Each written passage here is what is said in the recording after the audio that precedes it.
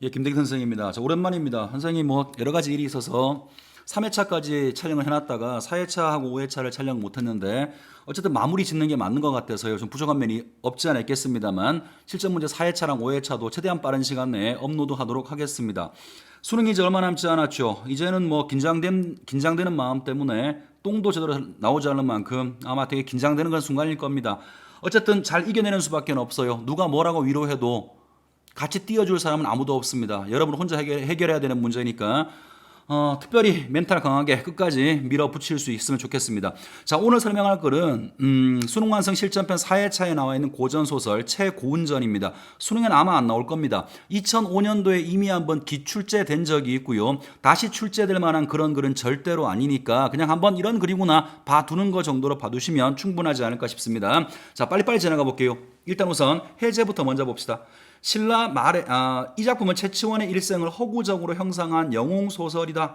신라 말의 역사적 인물로 뛰어난 글재주를 지니고 범상치 않은 삶을 살았던 최치원의 적강 영웅으로, 자, 적강 영웅이라고 불렀어요. 무슨 말인가요? 이 글 속에 등장하는 최치원이라는 인물은 원래 하늘나라 사람이라는 거죠. 하늘나라 사람이 인간 세상에 내려와서 영웅으로 기능을 하게 되는 그런 글이라는 얘기입니다. 그러면 일단 기본적으로 등장하는 중심 인물인 최치원이라는 분은 허구적 인물이 아니죠. 실존 인물입니다. 실존 인물을 바탕으로 하되 여기서 벌어지고 있는 모든 사건들은 허구적 이야기를 바탕으로 하고 있는 것이고, 그런 것을 통해서 최치원을 영웅적 인물로 만들고 있고, 또 그걸 통해서 궁극적으로는 현실적으로는 중국한테 힘도 쓰고 있지 못하지만 적어도 정신적으로라도 그러한 만족감을 얻기 위해 만들어진 글이 이런 글이라고 보시면 될 것 같아요. 자, 마저 보겠습니다. 다양한 설화를 바탕으로 이야기를 전개하고 있다. 제시문은 최치원의 중국 황제의 계략을 물리치고 중국의 문인들과 겨루어 장원급제하는 내용을 담고 있다. 중국보다 작은 나라에서 간 최치원이 더 낫다. 이 얘기가 글 전체의 주제가 될 거고요. 그 과정에서 최치원이 중국 대국을 조롱하고 놀리는 이야기들이 나오게 될 겁니다. 자, 지문을 안 읽을 수는 없죠. 읽어 나갈 텐데 지문 내용 다 이해하고 있고 난 굳이 들을 필요 없다, 이런 사람들은 패스하셔도 상관없을 것 같은데 어쨌든 가능하다면 하나씩 봐나가는 게 맞는 것 같아요. 자, 읽어보겠습니다. 중국의 황제가 신라 문인들의 실력을 시험하고자, 자, 이제 시험하는 거죠. 소국의 작은 나라의 선비들이 어느 정도 실력이 되는가 시험하고자 달걀을 넣어 봉한 상자를 보낸 뒤에 상자를 열지 않고 안에 든 것이 무엇인지 말할 것. 요게 이제 중국의 황제가 신라한테 요구한 시험 문제인 거죠. 함을 열지 않고 안에 뭐가 들었는지 맞춰봐라. 자, 요구를 한다. 왕은 승상에게, 왕 누구예요? 신라의 왕이겠죠. 신라의 왕은 승상에게 문제를 해결할 것을 명하지만 승상은 이를 해결하지 못한다. 자, 보통 사람이니까 이런 문제를 해결하지를 못합니다. 승상의 딸인 운영과, 자, 승상은 딸이 한 명 있어요. 운영과 혼인하는 것을 조건으로 최치원은 상자 속에 든 것을 소재로 시를 짓는다. 그러면 이야기가 많이 생략되어 있습니다만 이런 얘기겠죠, 그죠? 승상이 지금 시를 짓지 못해가지고 쩔쩔매고 있는데 어디서 나타난 소년 선비가 하나 나타나서 내가 충분히 여기에 대한 시를 지을 수 있는데 대신 당신 딸과 결혼시켜 달라라는 조건을 건 모양입니다. 자, 다음으로 가죠. 치원이 운영을 시켜 승상께 바치게 하니, 자, 드디어 시를 지어서 바치게 하니까 승상이 믿지 않다가 운영의 꿈 이야기를 듣고서 믿고 대궐로 들어가서 왕한테 바쳤다. 자, 왕이 보시고 문제를 해결했으니까 크게 놀래면서 물으시기를, 자, 경이 어떻게 알아가지고 시를 지었느냐 하시니 대답하여 말하기를 신이 지은 것이 아니었고 신의 사위, 누구예요? 치치원이죠. 신의 사위가 지은 것이옵니다 하니 왕은 사신으로 하여금 대국 황제께 바치었다. 뭐 검증 과정도 없어요. 그냥 보내요. 자, 그랬더니 황제가 보시고, 장면이 바뀌었죠. 지금까지는 신라의 궁궐 이야기고요. 그 다음은 중국의 궁궐 이야기입니다. 중국의 황제가 보시고 말씀하시기를 단단석함리 반백 반항금은 맞는 구절이나, 뒤에 설명이 되어 있죠, 그죠? 뭔가 함 속에 반은 흰색이고 반은 금색이다. 달걀 얘기하는 거예요. 달걀의 색깔이 지금은 거의 대부분 다 마트에서 파는 것들이 노란 색깔이죠. 옛날에는 흰색이 훨씬 더 많았었어요. 그래서 반은 흰색이고 반은 황금색이라는 말은 달걀이 들어있다. 자, 이 말까지는 맞다라는 거예요. 그런데 야야지시명 함정 및 토음이라고 한 것은 잘못이로다. 무슨 말이에요? 뒤에 설명이 있어요, 그죠? 뭔가 울고 싶은 뜻이 있는데 울지 못한다. 이것은 잘못되었다라는 거죠. 왜냐하면 달걀을 보냈으니까 달걀이 뭐 운다라는 게 말도 안 된다. 그러니까 달걀이 들었다는 걸 이야기한 건 맞지만 운다라고 표현한 것은 옳지 않다라고 황제가 반은 맞고 반은 틀렸다고 평가를 한 겁니다. 자, 하고 함을 열어 달걀을 보시니 여러 날 따뜻한 숲속에서 병아리가 되어 있음에 황제가 탐복하면서 말하기를, 자, 병아리가 되어 있어요. 그러니까 결과적으로는 채치원의 시가 맞았던 거죠. 달걀을 보냈는데 그 달걀이 부화가 되어서 반이 이제 병아리가 됐어. 그래서 병아리가 함 속에서 울지 못하는 상황을 얘기했으니까 황제의 예상과는 다르게 결국은 채치원이 지은 시가 맞다라는 것을 알고 황제가 그 시에 대해서 탐복을 합니다. 자, 이것은 천하의 기재로다, 훌륭한 인재로다 하시면서 학사를 불렀어. 자, 학사를 불러서 보이시니 학사가 또한 칭찬하며 마지 않더니 이윽고 말하기를, 상대편의 소매 속에 있는 물건도 오히려 알기가 어려운데 멀리 떨어진 전력에서 능히 연구하여 이같이 상세히 알아냈으니 자고로 중원 어디예요? 짱깨들이 살고 있는 중국을 얘기하는 겁니다. 우리 중국에서도 이 같은 기재가 있었다는 말을 들어보지 못했나이다. 오직 걱정되는 것은, 일단 칭찬한 다음에 걱정거리를 얘기해요. 오직 걱정되는 것은 소국이 대국을 멸시할 단서가 될까 하오니, 자 보세요. 우리 같은 소국에도 너네 같은 중국보다 훨씬 더 훌륭한 선비가 있어. 이런 식으로 대국을 무시할 수 있는 그런 단서가 될 수 있으니까 바라옵건대 시를 지은 자를 불려들여서 어려운 문제를 능히 풀어낸 사유를 물으심이 좋을까 하나이다. 시험하자라는 거죠. 불러들여서 일단 얘를 시험하고 기 죽이고 상황 봐서 얘를 없애버리자, 이런 생각들을 하게 되는 겁니다. 짱깨들이 옛날부터 지들이 대국 사람들이고 굉장히 통이 크다라고 말하는데 이런 구절을 보면 그런 것 같지도 않죠, 그죠? 자, 그 다음 보시죠. 하니 황제께서 옳게 여기시고 신라의 시지은 기사를, 자, 기사 신비한 선비죠. 신비한 선비를 보내도록 지시하니 신라왕이 놀래시어서 승상 천업을 불러서 의논하시고 말씀하시기를, 이놈의 왕은 할 수 있는 게 아무것도 없어요. 맨날 놀래기만 하고 걱정만 하고 명령만 합니다. 어쨌든 승상을 불러서 다시 여기에 대해서 말씀을 합니다. 자, 천자가 우리나라를 침공하고자 하여 또 시지은 선비, 그러니까 시를 지으라고 시험을 한 이유가 있네요. 그죠?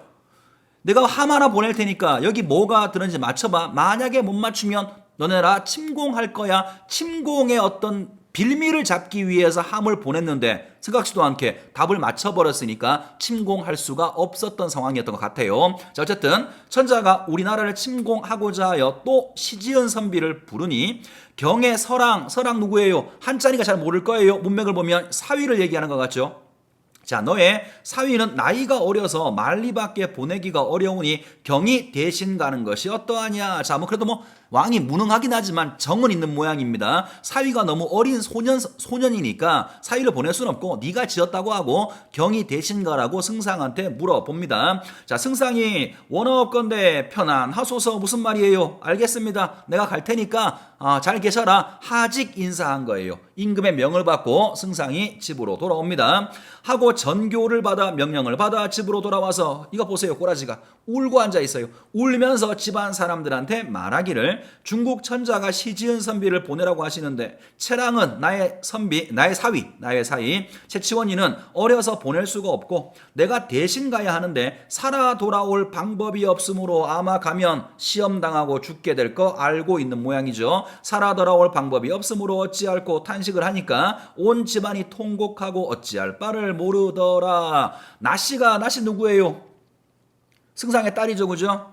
자, 나씨가 채랑에게 말하기를, 천자가 시지은 선비를 부르는데 아버님께서 대신 가신다고 하니 만리장도의 아주 먼 길에 돌아오시기가 어려울 뿐만 아니라 반드시 큰 화를 입으실 것이오니 부녀 간의 정의에 측은함을 참지 못하겠나이다. 우리 아빠 열나불쌍해. 이런 말을 하니까 채랑이가 말하기를, 가만히 있을 리가 없죠. 승상께서 대신 가실 수가 없어. 온당 내가 가야 할 것이요. 다시 또 자기가 나서서 적극적으로 문제를 해결하겠다고 합니다. 자, 하니까 운영이가 말하였다. 이제 당신이 나를 버리고 만리밖에 가시면 어찌 능히 편안히 돌아올 수가 있겠나이까. 그러면 나씨라고 불리는 이 채치원의 와이프 운영이는 진퇴양난의 상황에 빠져 있는 거죠. 아버지가 가도 죽을 것 같고 남편과 이별하기도 싫고 그 상황에서 진퇴양난에 빠져 있습니다. 자, 그 다음에 이야기가 중략돼 있죠, 그죠? 그리고 채치원이 이제 중국 땅에 도착한 모양입니다. 어전에 이르니 중국의 어전이에요. 중국의 황제가 살고 있는 어전에 이르니 황제가 용상에서 의자에서 내려와서 맞이하면서 상자 높은 자리에 앉히고 묻기를 경이 함 속의 물건을 알아내어서 시를 지었는가 라고 하니 네 그러합니다 하고 대답하며 또 묻기를 경이 어떻게 해서 알았는가 하니 대답하여 아뢰기를 신이 듣건대 현명한 사람은 비록 천상에 있는 물건이라도 하늘나라에 있는 물건이라도 오히려 능히 알 수 있다고 하는데 신이 미천하고 불민하오나 어찌 석함 속의 물건을 알지 못하겠습니까? 자, 겉으로는 은근히 겸손한 척하는 거죠. 그렇지만 실제로는 조롱하는 말투인 거죠. 생각해봐라. 똑똑한 사람들은 하늘나라에 있는 물건도 안 된다. 근데 나는 하늘나라에 있는 물건도 아니고 겨우 요 함 속에 들어있는 거 맞췄는데 그거 가지고 뭐 놀래고 그래. 그런 말이니까 겉으로는 겸손한 척 하고 있습니다만 실제로는 조롱하고 있어요. 자, 이렇게 말한 걸 황제가 또 묻기를 산문에 들어올 때, 산문이 뭐냐면요, 궁궐을 들어올 때 세 개의 문을 통과하게 돼 있어요. 당연히 그 중간중간에 채치원을 없애기 위해서 여러 가지 방법들을 마련해 놨는데 채치원이 아무렇지도 않게 그 산문을 다 통과하고 지금 자기 앞에 와 있으니까 그게 놀라워서 묻는 겁니다. 자, 산문에 들어올 때 풍악 소리를 못 들었느냐 하니까 대답하기를 못 들었습니다. 하거늘 산문 안에 풍악을 울리던 사람들을 불러서 물으니 모두 말하기를. 자, 원래 의도는 뭐였냐면요, 채치원이 들어올 때 음악을 막 연주해가지고 채치원의 정신을 산란스럽게 만든 다음에 뭔가 계책을 펼치려고 했는데 이상하게도 악공들이 황제의 명령을 듣지 않고 전혀 음악을 연주하지 않은 겁니다. 그래서 황제가 악공을 불러서 묻기를, 모두 말하기를 저희들이 풍악을 연주하려고 하면 희고 붉은 옷을 입은 수천 명이 와서 새 몽둥이를 가지고 치면서 풍악을 울리지 못하게 하면서 큰 손님이 오시니, 누구겠어요 이거? 채치원이죠. 큰 손님이 오시니 떠들지 말라라고 하는 거로 능히 풍악을 울리지 못했나이다. 자, 어떤 사람들이 와서 몽둥이를 들고 풍악을 못 울리게 했대요. 자, 라고 하는 것이었다. 황제가 크게 놀래서 사람들을 시켜서 가보게 했더니 땅굴 속에 큰 뱀들, 그러니까 이런 것들이 전기적이라고 말할 수가 있겠죠. 아마 채치원이 도수를 부린 모양입니다. 역시 이런 부분도 채치원이라고 하는 영웅적 인물의 비범함을 부각시키는 하나의 장치가 될 수 있겠죠. 자, 큰 뱀들이 우글우글했다. 황제는 기이하게 여기고 말하기를 치원은 보통 사람이 아니니 경솔하게 대접할 수가 없도다. 이제 뭔가 점점 치원의 능력에 대해서 인정을 하기 시작합니다. 라고 하시면서 학사들로 하여금 항상 치원을 따라다니면서 대접하게 하니 따라다니는 무리들이 군자와 같이 대접하더라. 일단 능력을 인정을 합니다. 자, 그 다음 또 황제는 치원과 더불어 이야기를 해보는데 그 동정이 무견하여서 능히 미칠 수가 없도다. 넌 참 대단하도다 라고 말하면서 학사들이 밥상을 가져왔는데, 자, 또 보세요. 이제 일단 능력은 인정한다 그랬죠. 그렇지만 시험이 끝나진 않았어요. 학사들이 뭘 가지고 오냐면 밥상을 가지고 옵니다. 밥상을 가지고 와서 밥 위에 벼 4알을 놓았고 밥 속에는 또한 독약을 넣어 놓았으니 기름으로 국을 끓여 놓았더라. 뭐 하려고요? 학사들이 채치원을 시험하기 위해서 그런 거예요. 아니면 죽여버리던가 뭔가 계교를 펼치기 위해서 밥상을 가지고 왔는데 문제는 치원이 밥상을 물리고 먹지 않아요. 밥을 먹지 않고 식초를 문지방에 놓았다. 자, 황제가 그 까닭을 물으니 대답하기를 밥 위에 4알의 벼를 놓은 것은 저의 이름을 묻기 위한 것이고 제가 식초를 문에다가 놓은 것은 천하문장 채치원이라는 뜻이옵니다. 자, 이게 왜 그런지 나도 잘 모르겠어요. 그렇지만 적어도 이런 거죠. 밥 4알만 딱 봐도 쟤들이 뭘 묻는지 다 알고 있고 거기에 대한 답변도 식초 한 병으로 끝냈어. 그만큼 채치원이 비범한 인물이라고 하는 걸 보여주고 있어요. 자, 또 하니 황제가 듣고 매우 기이하게 여기는지라 치원이 또 말하기를 비록 소국에서도 어디에요? 신라죠, 그죠? 자, 자기가 온 자신의 조국을 작은 나라라고 지금 겸손한 척 얘기합니다. 좀 더 보고 얘기합시다. 비록 우리 신라에서도 간장으로 국을 끓이고 기름은 등불에 쓰는데 이제 국그릇을 보니까 기름으로 국을 끓였으니 알지 못하겠거니와 대국에서는 중국에서는 간장으로 등불을 씁니까? 자, 뭔가 모르는 척 물었어요. 사실은 뭐예요? 조롱하는 거예요. 우리같이 보통 나라에도 기름으로는 국을 끓이지 않는데 너네는 이상하게 기름으로 국 끓여 처먹냐? 이런 식으로 조롱하고 있는 겁니다. 자, 그랬더니 황제가 다시 가져오게 하매 치원에게 주었으나 젓가락을 히 저을 뿐 먹지 아니하고 말하기를 우리나라에서는 소인이라도, 자, 소인 또 역시 겸손한 척하는 거죠. 소인이라도 죄가 있으면 죄를 밝혀서 스스로 벌을 받도록 하고 죄 없는 사람은 몰래 죽이지 아니합니다. 함으로 황제가 듣고 그게 무슨 말이냐 하거늘 치원이가 말하기를 이제 지붕의 새소리를 들으니 밥 속에 독약이 있어 먹으면 죽는다고 합니다. 자, 최치원은 새하고도 소통을 할 수 있는 사람이에요. 또 뭐라고요? 비범한 능력을 보여주는 거라고 하니 황제는 알지 못하고 웃으면서 말하기를, 그러니까 이제 이 부분에서 내용 일치 하나 볼 게 있어요. 밥 속에다가 독약을 집어넣은 건 황제가 아니에요. 학사들이 집어넣은 거죠. 그러니까 황제는 지금 그 밥 속에 독약이 들어있는지를 알지 못하는 겁니다. 그래서 치원이가 밥 속에 독약이 있다고 하니까 알지 못하고 웃으면서 말하기를 경은 어찌하여 허망한 말을 그처럼 하는가 믿지 않는 거죠. 하는지라 이에 치원이 젓가락으로 밥을 헤쳐보니 과연 독약이 들어있어 밥그릇 색이 누렇게 변해 있었다. 황제는 밥상을 물리치고 사과하면서 천재로다. 사람으로서 속일 수가 없구나. 이제 밥을 바꾸어 오라고 할 것이다 라고 하고 그 후로 황제는 치원을 더욱더 후대하게 되었다. 자, 또 이제 여기까지 이제 치원이를 아무리 시험을 해봐도 치원의 비범한 능력을 이길 수가 없어 황제가 탐복하고 인정을 한 거죠. 자, 다음 부분. 그의 가을 개나무가 누렇게 물든 과거 보는 계절에 천하의 선비들이 모여서 태학궁에서 과거를 베풀었는데 태학궁 중국에 있는 거예요. 중국의 황제가 시행하는 과거 시험을 보는데 선비의 수가 무려 8만 5천 명이나 되었다. 짱깨들 참 구라 돼지게 치죠, 그죠? 이런 거 보면 과장하고 있는 거 알고 있고요.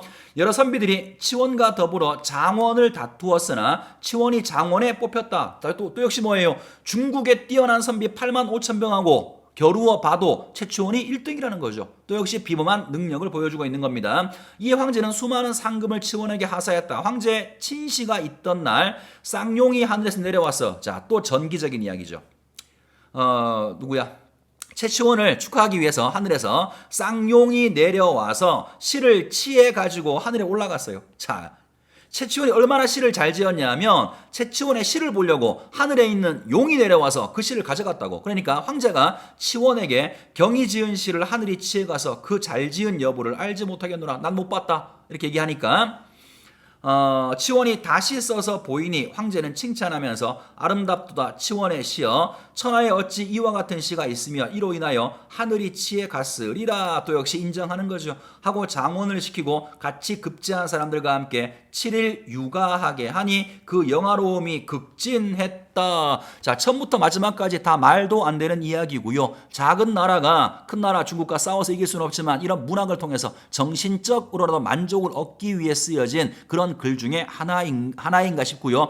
이런 글 우리가 몇 개 본 적이 있습니다. 박시전도 그러하고 임경업전도 그러한 거죠, 그죠? 자, 같은 맥락에서 보시면 될 것 같고 서두에 말씀드린 것처럼 2005년도에 한번 수능에 나온 적이 있기 때문에 또 나올 가능성은 별로 높아 보이지 않습니다. 자, 문제 빨리 풀어가겠습니다. 1번 보시겠습니다. 윗글에 대한 설명이다. 가장 적절한 걸 골라봐라. 1번 서술자가 특정 인물의 시선을 빌려 사건을 전달하고 있다면, 자, 서술자가 특정 인물의 시선을 빌리는 게 아니라 전지적 작가 시점으로 자신이 직접 말하고 있는 거죠. 1번 틀렸습니다. 자, 2번 비현실적 사건을 삽입하여 대지게 많죠, 그죠? 인물의 비범함을 드러내고 있어. 최치원의 비범함을 강조하고 있다. 답은 당근 2번이고요. 자, 3번은 잠깐 좀 볼게요. 인물의 외양을 묘사하여 인물의 지위와 품성을 드러내고 있어. 자, 인물의 외양이죠. 인물의 외양은 요건 좀 생각해 보셔야 돼요. 이 글 속에 인물의 외양을 딱히 말한 부분은 사실은 없어요. 그런데 우리가 만약에 이걸 실전에서 만났는데 1번을 잘 판단을 못해서 잘 모르겠단 말이야. 예를 들어서 2번도 잘 모르겠어. 그러면 지금 이미 이 문제는 2번에서 답이 나왔으니까 우리가 마음 편하게 아예 외양 없어 이 생각을 할 수 있지만 시험장에 들어가서 1번과 2번이 판단이 안 되는 상태라면 외양이 나왔는지 안 나왔는지 기억이 안 나면 다시 읽는 수밖에 없잖아요. 그러니까 시간을 낭비할 수 있다고. 그래서 선생님이 당부하는데 고전 소설에서 서술상의 특징에서 두 가지를 많이 물어봐요. 세 가지. 하나가 지금 얘기하는 인물의 외양을 설명하고 있다. 또 하나가 서술자가 개입하고 있다. 또 하나가 배경 묘사하고 있다. 다시 얘기할게요. 고전 소설에서는 서술상의 특징을 얘기할 때 세 가지를 을에 많이 물어봅니다. 첫 번째가 인물의 외양을 설명하고 있다. 두 번째가 배경 묘사가 나와 있다. 세 번째가 서술자의 개입이 나와 있다. 그러니까 멍청하게 아무 생각 없이 읽으면 이런 선지가 나오는 순간 그 별것도 아닌 지문을 다시 읽으셔야 돼요. 그럴 수는 없잖아요. 그죠? 그러니까 머리에 박아놓기 바랍니다. 앞으로 고전 소설을 읽을 때는 참 딱 시작하면서부터 난 읽어나가다가 인물의 외양이 나오거나 배경이 나오거나 서술자의 개입이 나오면 일단 묶어둔다. 그런 마음으로 읽었는데 끝까지 읽었는데도 불구하고 묶어놓은 게 없어. 그렇다면 3번 명확히 틀렸고 4번 명확히 틀린 거 확증할 수가 있는 거죠. 시간을 줄이는 방법 가운데 하나예요. 꼭 명심하시기 바랍니다. 답은 간단하네요. 1번에는 2번이 답이고요. 자, 그 다음에 2번 문제 갑니다. 윗글의 내용에 대한 이해다. 옳지 않은 것을 골라봐라. 자, 또 일치 문제니까 금방 풀겠네요. 1번 하겠습니다. 황제는 달걀을 넣었던 함을 열어보기 전에는 최치원의 지은 시가 잘못된 점이 있다고 생각해서 반은 맞고 반은 틀렸다고 했죠. 중국 학사의 말에는 최치원과 같은 놀라운 능력을 지닌 사람은 중국에서는 찾기가 어려워. 뭐라고 했어요? 중원에도 없는 사람이라고 했어요. 2번 맞죠? 자, 3번.